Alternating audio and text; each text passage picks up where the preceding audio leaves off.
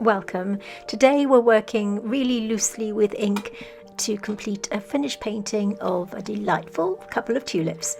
Now I wasn't quite sure which pen I wanted to use to do the drawing, and each of these pens has their own style and their own application method.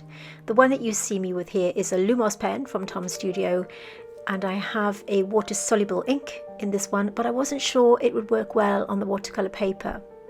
Instead, I decided to use this Kaweko Sport, and it has this delightful Earl Grey coloured ink from, not coloured tea.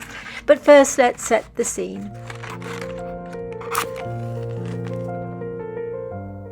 I would be delighted if you would join in with me today, and you can use whichever pen you prefer. In fact, you could draw directly onto the watercolour paper. And remember that your free outline and reference are waiting for you over on the free level on Patreon. So I begin by drawing a simple outline. This is all about slowing everything down and just enjoying the process.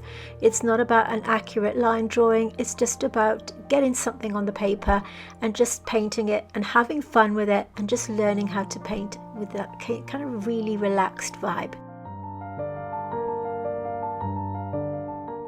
If you'd rather trace down your drawing, there's nothing wrong with that. We love you to join in no matter what skill level you're at, which is why we provide you with those free outlines, and they're yours to keep.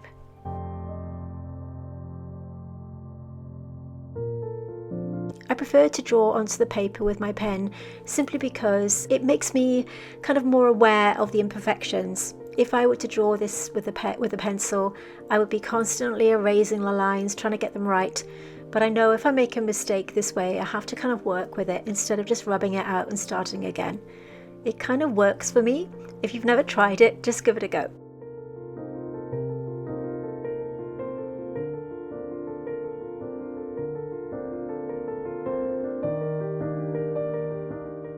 The reason I've chosen to use a waterproof ink today is I didn't really want those lines to melt when I added the water. Now that's a really lovely way of painting, but I wanted the colours to stand out a little better in this painting, so this week I've decided to use an ink that isn't so water soluble and is likely to be less reactive when I add the watercolour, because the watercolour is the star of the show today.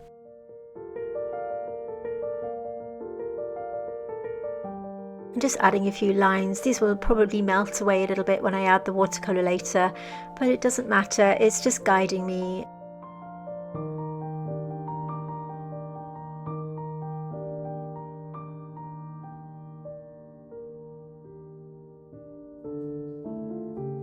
So there we have a really simple outline, and that's what we're looking for here, really clean edges so that when we apply the watercolour, it's just easier to see where it goes. Now I'm using my favourite paints today from Deep Light, but you can use any green paints that you have. In this instance, I'm using a colour called Green Woodpecker, along with one of my favourites that I rarely speak about, which is Waterlily. But all you want are two different colour greens, a bluey green and maybe a more kind of sap green or something with a bit more yellow. You just want them to be different. I'm applying this colour straight onto the watercolour paper. You can see that I'm adding a lot of water to this mix because I want it to be really kind of floaty and soft. I don't want anything too strong at this point.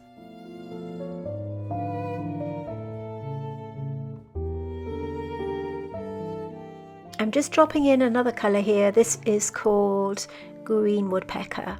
You could add sap green. All the materials that I've used for this video I'm going to put in the description box. I have got a discount code for Deep Light if you want to check them out, but like I said, you don't have to use whatever you want to. In fact, I encourage you to use what supplies that you have that you enjoy using. I use my favourite suppliers. I always say you use yours. Okay, so I'm just applying a nice green, soft green colour onto the all of the sleeve here. Making sure that I add plenty of water. The paper that I'm using is 100% cotton. It's from Arches, and I've just stuck it into my little journal here because I'm really into art journaling, and I think this forms part of the entire picture. So same colour here, this is Green Woodpecker, but this time with a lot less water. You'll notice that it's a different colour because it's a lot more pigmented, and it's still movable though. You still have to have enough water with that mix to get it moving onto the watercolour paper. The brush is a Tintoretto 2, another delightful brush from Deep Light. As I said, you could use any green. In fact, you could just use maybe a couple of greens, or you could even add a blue tone to your favourite green colour just to give it that softer look as we work through. So before we carry on, I just want to gently mention that if you'd like to follow along with this piece and you hate the drawing part, then I do share a free outline for you over on our Patreon. It's the free membership level, there's nothing to pay, so these are available for just to support this video. My paid Patreon content is really different from the content that I teach here on YouTube because it's a lot more in depth. So let's just pause a moment and then we can come straight back into the painting. Earlier I mentioned Patreon, which is where I slow everything down and go deeper into botanical painting. Alongside the free outlines, there are 3 membership levels for anyone who'd like more time, detail and guidance with me right here in the studio. Now, Clematis is the core membership tier. This is where I share longer, more considered botanical art tutorials, materials, outlines, reference photograph, in-depth process so that you can create art that you are proud of no matter what level that you're at.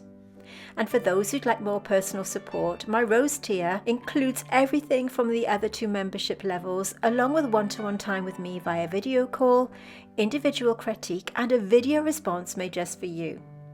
Magnolia is my monthly mini tier. Now this includes shorter, more relaxed lessons, things like quick doodles, small studies, podcasts, and informal explorations that fit easily around your everyday life. Remember that if you're a member of the Clematis and Rose tier, you'll also have full access to everything in the Magnolia tier, so nothing is missed. All of the tutorials across Patreon are suitable for all levels. I teach using a learn to paint as you paint approach, so whether you're just starting out or whether you've been painting for years, you can follow along at your own pace. Patreon is also very easy to use now. Everything is kept in one place. You can use the search bar to quickly find the tutorial or topic that you're looking for without having to scroll endlessly. And if you're planning to stay for a while, do take advantage of the annual membership. My Patreon is about making space for depth, learning and evolving botanical art practice. If that sounds like something you'd enjoy, we'd love to see you there. Okay, so you can leave and join Patreon at any time, and it's also a way for you to support my channel. And remember, those free outlines are really useful because they're yours to keep, and it means that you don't have to worry about drawing. The colour that you see me using here is the Waterlily, a delightful colour from Deep Light. It's a really kind of soft, ethereal green. It has bluey elements and it's just perfect for this kind of painting. I think the important thing to note here is that the greens need to be different from one another. You can achieve that by adding more water to one colour or less to the other, as long as you've got that different shades and different values just to make them stand out.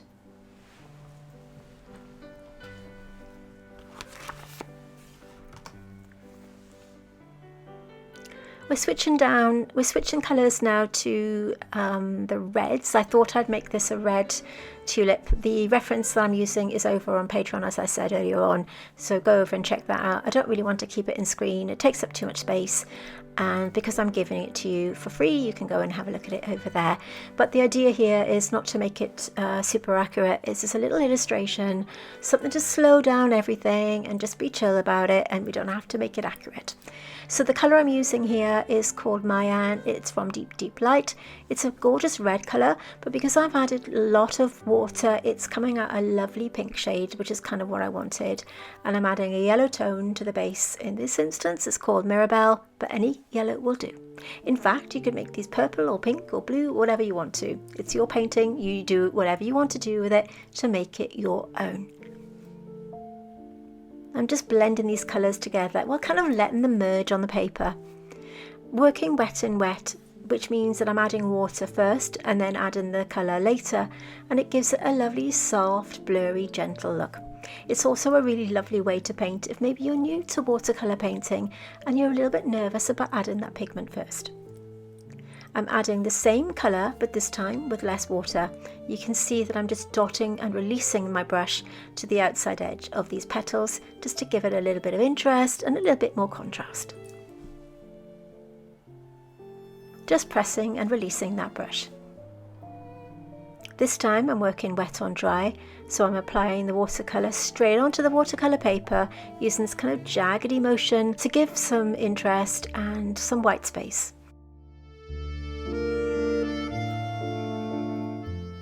Already they're looking lovely, but now everything's dry, we can start to build up a few more layers.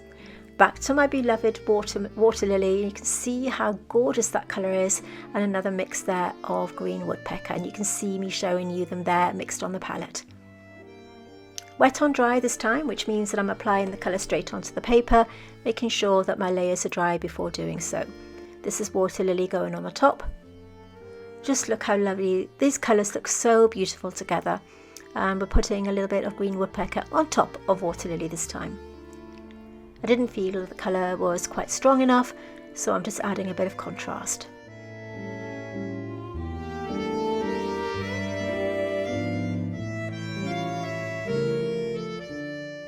If you haven't subscribed to my channel already, you may want to consider doing so if this kind of content inspires you to paint. We'd love to have you here as a regular viewer, so hit the subscribe button, and there's a little bell on the side there. You might want to just tap that button, and then YouTube will let you know every time I upload, which is every Tuesday around 9:30 British time, UK time, and you'll be notified so that you won't miss our content, and you can go and grab your outlines and join in with me. You can draw freehand if you want to, but I know some of you really enjoy getting on with the watercolour without having to worry about sketching, and it can be a little bit off-putting, which is why we give you those free outlines.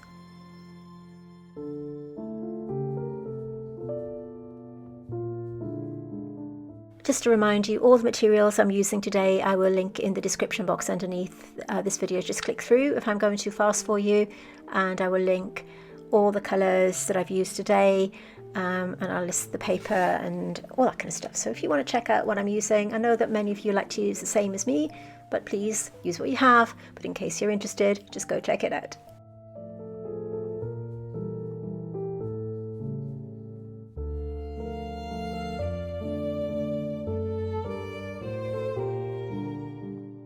This is such a lovely painting to do.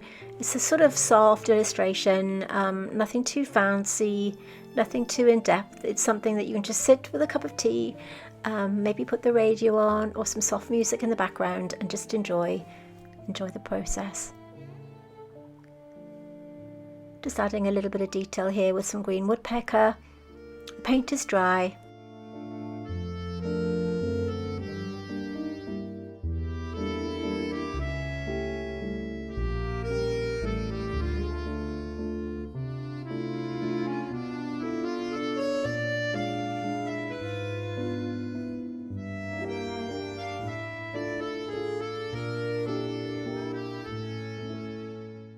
At this point I'm going to add a little bit more of that red tone, so the colour I've used is Mayan, and just to drop in a bit more colour here and there because it was looking a little bit flat, and of course we've lost some of that ink with the first wash, so we need to just put some of that colour back and make it stand out a little bit more.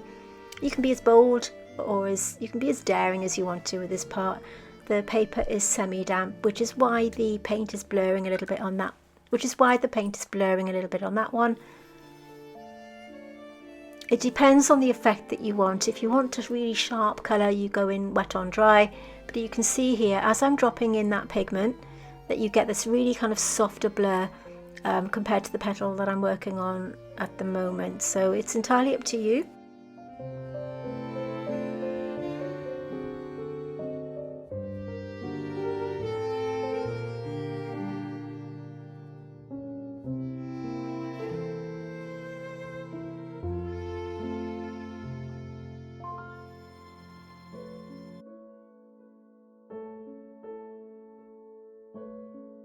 Just adding a tiny bit more yellow to the central part.